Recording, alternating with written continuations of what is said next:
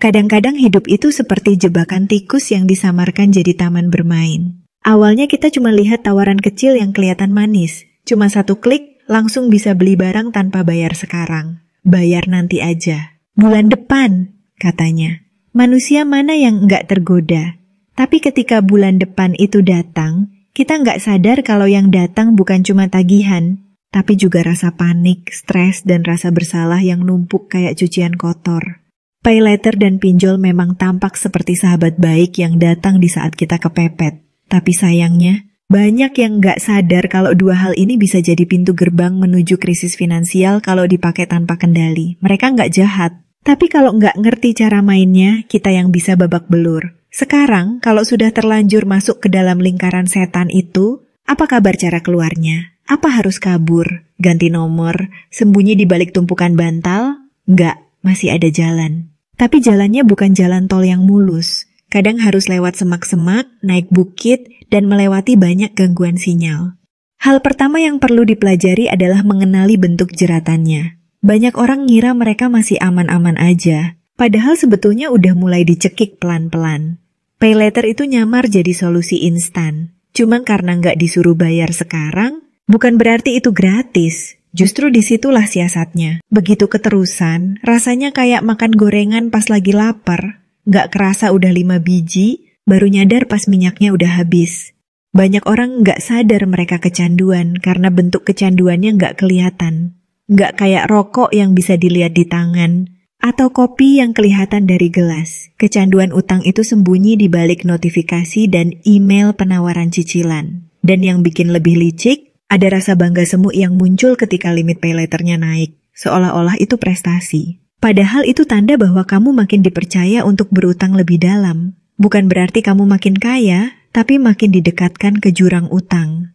Langkah penting berikutnya adalah sadar dan jujur. Nggak semua orang berani buka dompet lalu bilang, wah, ternyata gue bokek dan punya cicilan yang nggak jelas ujungnya. Kebanyakan lebih nyaman pura-pura nggak tahu, berharap semuanya akan beres sendiri. Sayangnya, utang nggak punya tombol off. Semakin dibiarin, bunganya akan bertunas, tumbuh jadi pohon, dan suatu hari akan berubah jadi hutan yang bikin sesak napas.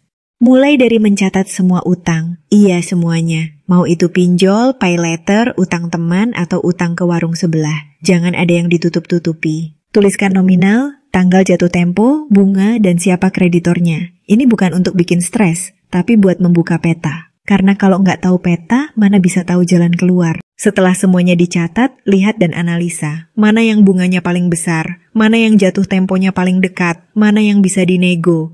Semua informasi ini penting buat menyusun strategi pelunasan yang realistis.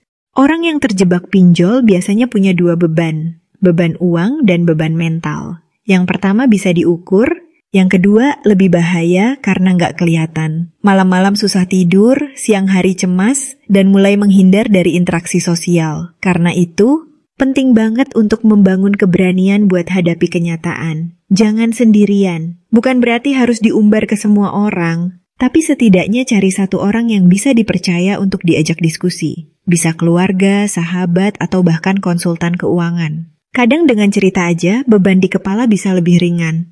Jangan juga merasa semua harus dibayar sekaligus. Kalau memang nggak mampu, komunikasikan. Hampir semua lembaga keuangan, bahkan yang online sekalipun, punya sistem restrukturisasi. Mereka bisa kasih keringanan, cicilan, atau penjadwalan ulang. Tapi kuncinya satu, komunikasi. Banyak orang kabur karena takut ditagih, padahal dengan kabur itu justru bikin bunga makin besar dan tagihan makin nggak terkendali. Nggak semua penagih kasar. Kalau bisa dihadapi dengan kepala dingin, banyak yang bisa diajak kerja sama. Jangan tunggu ditagih baru panik. Datangi duluan sebelum mereka datang. Sambil urus utang, mulailah tata ulang gaya hidup. Karena masalah keuangan seringkali bukan cuma soal penghasilan, tapi juga soal kebiasaan. Uang 5 juta bisa cukup buat sebulan, tapi bisa juga habis dalam seminggu kalau terus merasa harus mengikuti gaya hidup yang bukan kapasitas dompet kita. Nggak semua kebutuhan harus dipenuhi sekarang. Belajar menunda kepuasan bisa jadi senjata penting buat lepas dari lilitan utang. Banyak juga yang merasa bahwa selama punya pekerjaan tetap, semua akan aman. Padahal utang pay later dan pinjol itu bisa tetap membebani meski penghasilan stabil.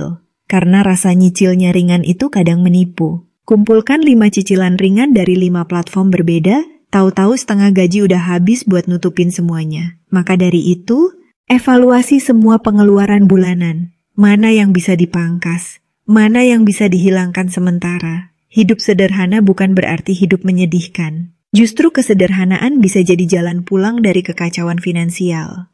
Untuk tambahan dana pelunasan, cari peluang penghasilan sampingan. Sekarang ini banyak cara untuk dapat duit tambahan meski dari rumah. Mulai dari jualan online, kerja freelance, sampai jadi admin media sosial. Nggak harus langsung gede, yang penting konsisten. Uang kecil tapi masuk rutin jauh lebih berguna dibanding nunggu uang besar yang belum tentu datang. Jangan gengsi, kadang jalan keluar bukan dari pekerjaan utama, tapi dari inisiatif kecil yang kita lakukan dengan sabar.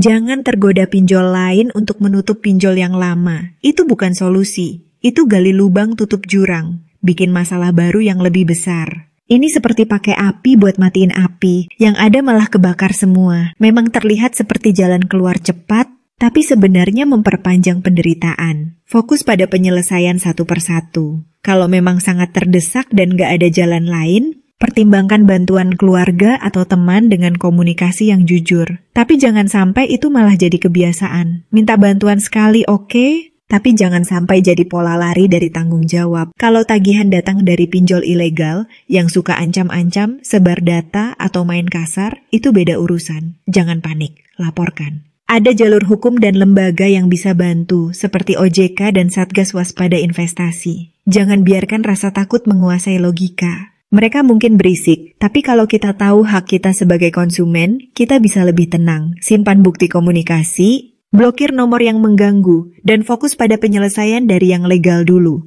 Jangan semua dihadapi bareng-bareng. Prioritaskan yang masuk akal dan bisa ditangani.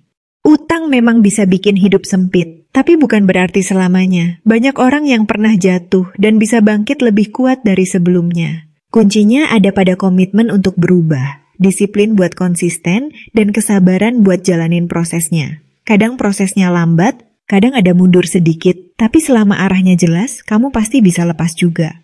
Lepas dari utang bukan soal jadi kaya, tapi soal bebas. Bebas dari tekanan, dari telepon tengah malam, dari ketakutan saat buka email. Bayangkan betapa nyamannya hidup kalau nggak harus sembunyi-sembunyi dari notifikasi. Bisa beli sesuatu karena memang mampu, bukan karena ditipu ilusi cicilan. Bisa tidur tanpa beban, bangun tanpa cemas. Itu adalah bentuk kekayaan yang sering dilupakan orang. Tenangnya pikiran dan ringannya hidup. Setelah bebas bukan berarti semua selesai. Justru di situ awal dari hidup yang lebih sadar finansial. Belajar dari pengalaman. Jadikan semua kejadian ini sebagai bekal supaya nggak jatuh di lubang yang sama. Kalau dulu pernah gagal karena tergoda belanja impulsif, sekarang belajar bedakan antara keinginan dan kebutuhan. Kalau dulu mudah tertipu tawaran cicilan 0%, sekarang tahu bahwa 0% itu nggak selalu 0 beban.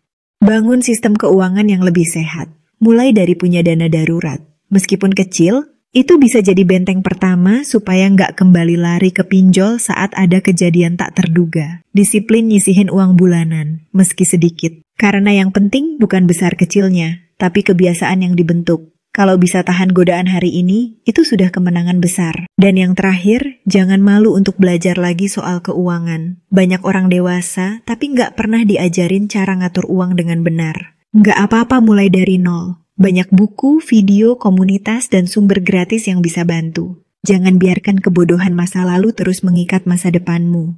Utang mungkin membuat kamu merasa kecil, tapi proses melunasinya bisa membuat kamu jadi pribadi yang jauh lebih kuat.